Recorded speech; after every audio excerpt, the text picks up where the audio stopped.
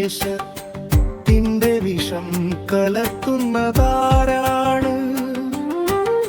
സ്നേഹത്തിന്റെ മണ്ണായ കേരളത്തിൽ എന്തിനാണ് നിങ്ങൾ വിദ്വേഷം വിതയ്ക്കുന്നത്?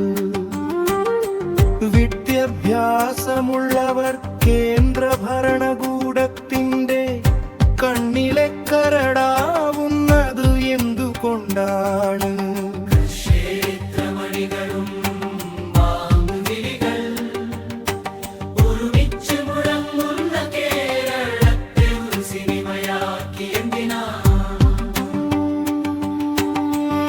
നിങ്ങൾ അപമാനിച്ചത് രാഷ്ട്രീയ വിഷപ്പിന് വേണ്ടി സഹോദരങ്ങളെ തമ്മിലടിപ്പിച്ചു.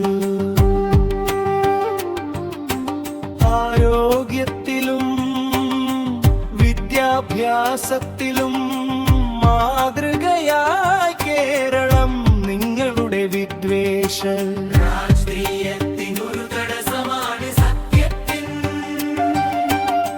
മുന്നിൽ തലകുനിക്കാത്തവരാണ് ഭരണകൂടത്തിൻ എപ്പോഴും ശത്രുക്കൾ.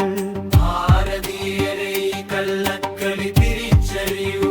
കേരളത്തിന്റെ സംസ്കാരമാണ് ഇന്ത്യയുടെ യഥാർത്ഥ പ്രതിബിംബം.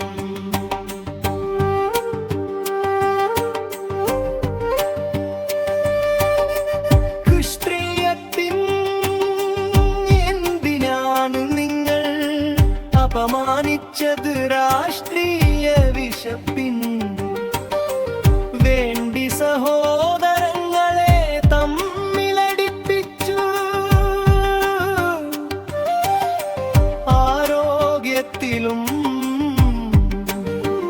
വിദ്യാഭ്യാസത്തിലും മാതൃകയായ കേരളം നിങ്ങളുടെ വിദ്വേഷ രാഷ്ട്രീയത്തിൻ ഒരു തടസ്സമാണ് സത്യത്തിൻ.